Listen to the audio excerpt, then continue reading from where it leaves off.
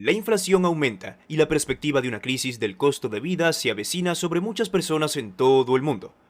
En abril se registró un aumento del índice de precios al consumo del 8,3%, mientras que la inflación en Estados Unidos se ha mantenido en el nivel más alto de los últimos 40 años. Pero, ¿cuál es el motivo? Quédate en este video y descúbrelo. Bienvenidos a Curioso Noel. Hoy te traemos la peor crisis sobre el futuro económico en 2023. El índice mensual de precios de los alimentos de la Organización de las Naciones Unidas para la Agricultura y la Alimentación, FAO, que hace un seguimiento a los precios de los productos alimentarios comercializados a nivel mundial, registró un aumento del 12,6% entre febrero y marzo, alcanzando el nivel más alto desde su creación en 1990. El índice de precios de los cereales de la FAO subió aún más, a un 17,9% durante el periodo, lo que refleja un aumento de los precios mundiales del trigo y los cereales secundarios, en gran parte debido a las interrupciones de las exportaciones de Ucrania, uno de los mayores exportadores de trigo del mundo. La invasión en Ucrania por parte de Vladimir Putin también ha provocado que los precios del petróleo, que ya eran altos debido a la demanda contenida de los consumidores tras la crisis, se disparen por encima de los $110 el barril, ya que muchos países occidentales impusieron sanciones paralizantes a Rusia como represalia. El Chief Economist del UBS, Paul Donovan, autor de La verdad sobre la inflación, explica por qué la inflación es tan alta y analiza si ya ha alcanzado su punto máximo. ¿De dónde procede la inflación actual? Donovan califica el actual repunte de la inflación de histórico, pero afirma que no durará mucho más tiempo en estos niveles. Ha sido provocado por la extraordinaria demanda de bienes del 2021, cuando los países salieron de los cierres, las tiendas abrieron y la gente pudo salir a comprar cosas con el dinero ahorrado durante las semanas de inactividad económica. Demanda y oferta.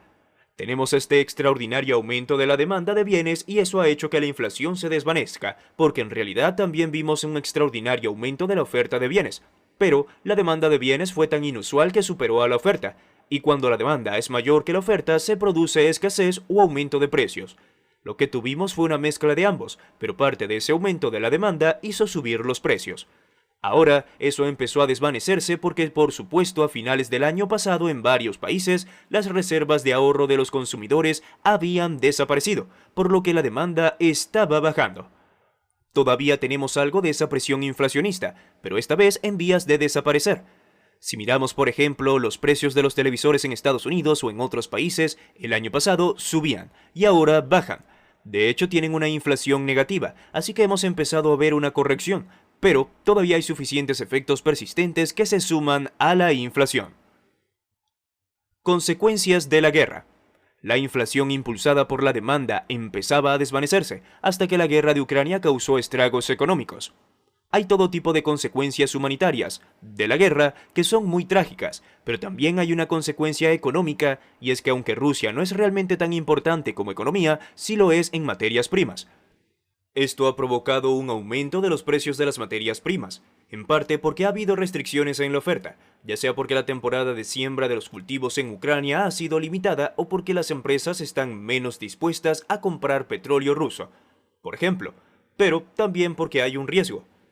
No es solo que los precios suban porque la oferta sea limitada, los precios también están subiendo por la preocupación de que la guerra altere el suministro futuro.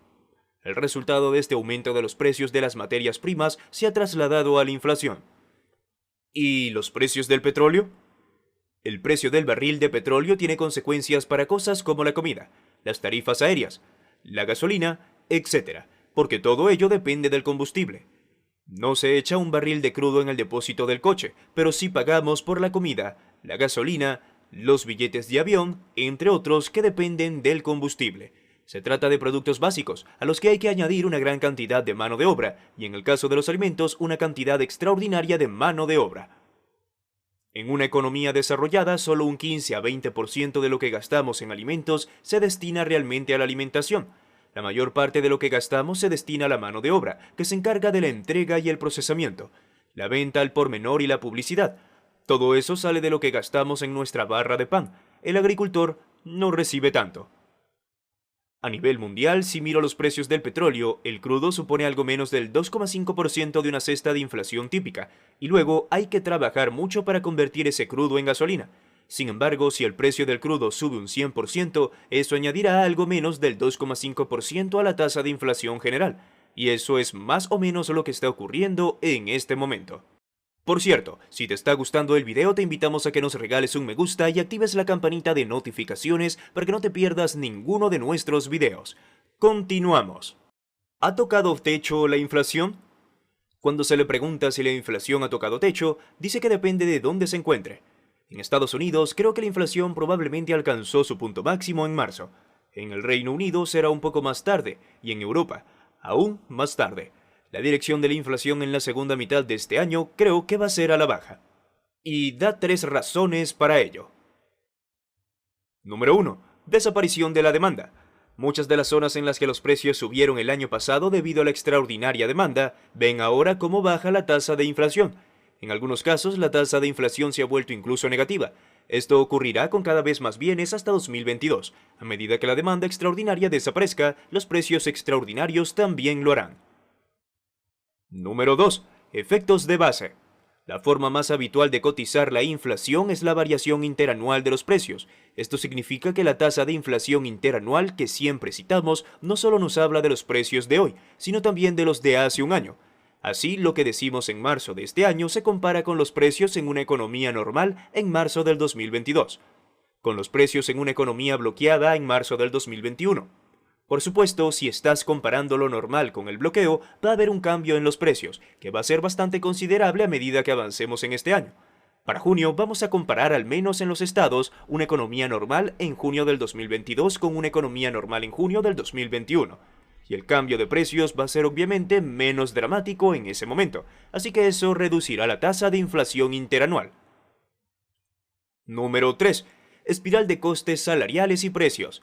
No estamos viendo que los costes salariales, en contraposición a los salarios propiamente dichos, aumenten realmente de forma inflacionista en este momento.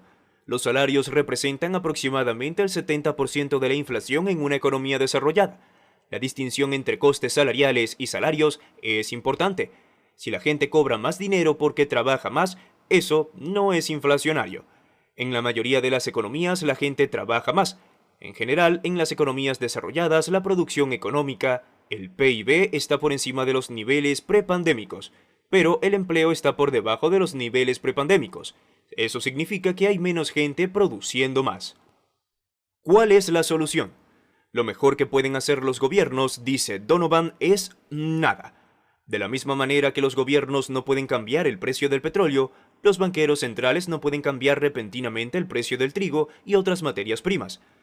Parte de la historia de la inflación de los precios ya está bajando de forma natural, y otros factores como el impacto de la guerra de Ucrania en los precios de los alimentos y el combustible están fuera del alcance de la influencia de la mayoría de los gobiernos, añade.